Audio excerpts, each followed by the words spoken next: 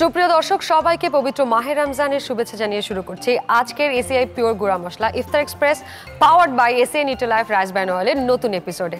প্রতিদিন আমরা চেষ্টা করছি নিত্য নতুন মজাদার ঝটপটে রান্না করা যায় এরকম কিছু ইফতার রেসিপি আপনাদের সাথে শেয়ার করার জন্য। আজকেও তার ব্যতিক্রম হবে না। সঙ্গে আছে আমি রুকায়া জাহান চমক এবং আমার সঙ্গে আছেন বিশিষ্ট রন্ধনশিল্পী হাসিনা আনসার। হ্যালো, রমজানুল মোবারক। হ্যালো, রমজানুল মোবারক, কেমন আছেন আপনি? আলহামদুলিল্লাহ ভালো আছি এবং বরাবরের মতো আপনাকে দেখে আরো ভালো লাগছে। আজকে আমরা কি ইফতার রেসিপি রান্না করব? আমি খুবই মজাদার, মানে কি বলবো, বাচ্চাদের যেমন পছন্দ বড়দেরও, এবং হেলদি একটি রেসিপি তৈরি করব। আমার রেসিপির নাম হচ্ছে চিকেন সালামি। চিকেন সালামি, নাইস। আমরা কি কি উপকরণ ব্যবহার করছি এটার জন্য? হ্যাঁ, আমাদের মেন উপকরণ হচ্ছে চিকেন। আমি এখানে 1.5 কাপ মতো চিকেন নিয়েছি, আর নিয়েছি ধনিয়া পাতা, কাঁচা মরিচ, শুকনা মরিচ, আদার গুঁড়া, রসুন গুঁড়া, লবণ, গোলমরিচ গুঁড়া এবং গরম মশলা গুঁড়া, আর নিয়েছি চিনি, পুদিনা পাতা এবং ফয়েল পেপার আমার লাগবে, আর লাগছে এসিআই পিওর হলুদ গুঁড়া, এসিআই পিওর মরিচ গুঁড়া। বাস এই অল্প উপকরণ দিয়ে খুব হেলদি একটি রেসিপি তৈরি হয়ে যাবে। এটা আমি সমস্ত উপকরণে মাখিয়ে ফয়েল পেপারে মুড়িয়ে আমি এটা সেদ্ধ করব। তাহলে শুরু করি। প্রথমে আমি গ্যাসটা অন করছি।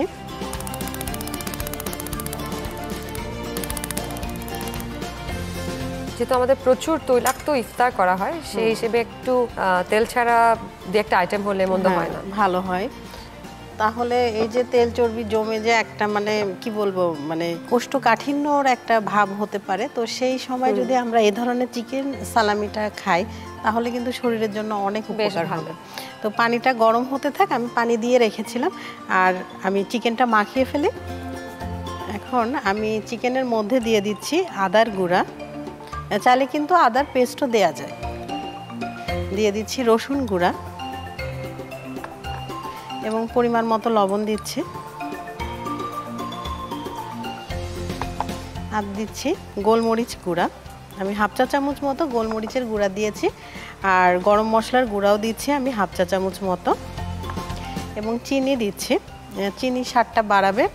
আমরা খাবারে টেস্টিং সল্ট ইউজ করব না, এর বদলে যদি আমরা চিনি দিই তো অনেকটা টেস্ট বাড়ে। যতটা ক্ষতিকারক উপকরণ অ্যাভয়েড করা যায় ততটাই তো ভালো। হ্যাঁ, আর দিয়ে দিচ্ছি এসিআই পিওর হলুদ গুঁড়া। খুব অল্প দিলেই কিন্তু সুন্দর কালার চলে যায়।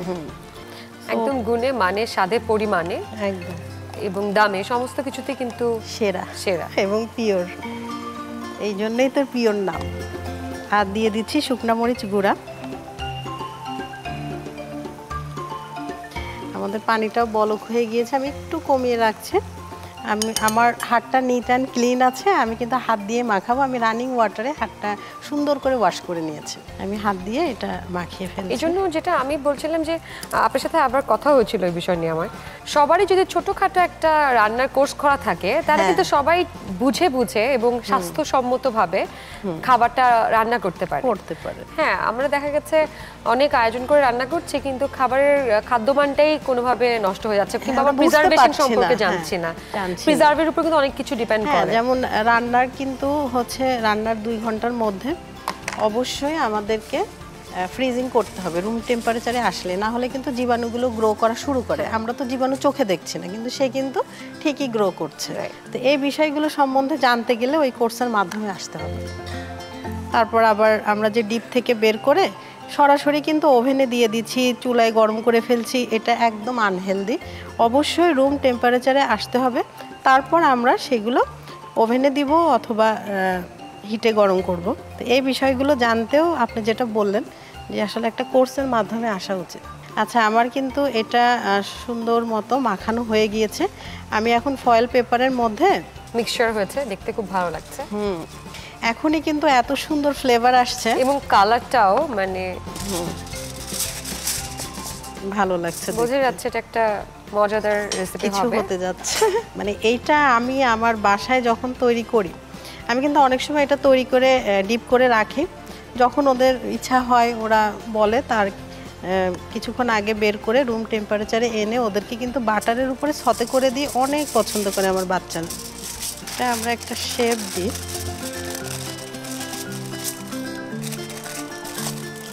এটা আমরা একটু ফোল্ড করে কি শর্মার মতো করছি আমরা, হ্যাঁ র‍্যাপ করছি? হ্যাঁ, কারণ আমাদেরকে সেদ্ধ করতে হবে। হ্যাঁ, আচ্ছা, এই জন্যে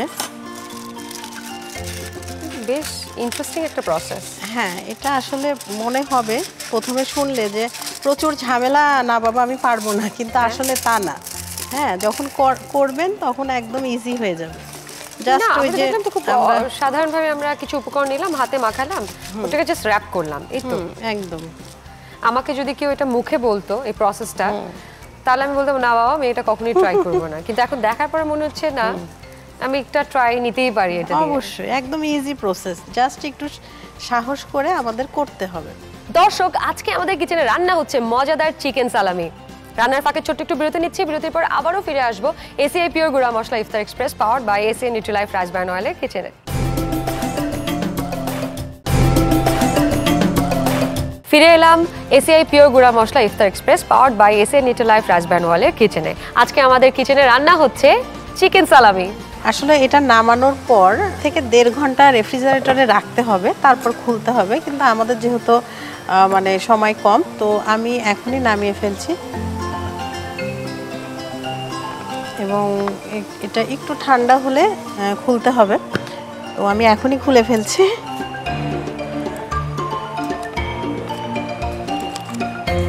আসলে চিকেনটা মানে যেটাই আপনি রান্না করেন, বড়রা যেমন পছন্দ করে, বাচ্চারা তো আরো বেশি পছন্দ করে। হ্যাঁ, আর চিকেনটা আসলে হেলদি, কোলেস্টেরলও কম, মানে হেলথ কনসাস, এবং যারা মানে স্লিম হতে চান তাদের জন্য তো চিকেন অবশ্যই দরকার।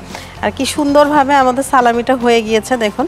এখন আমি এই সালামিটা কাটবো, একটু গরম তো, আচ্ছা ফার্স্টে আমি একটু সাইড থেকে কেটে এটা আলাদা রাখছি।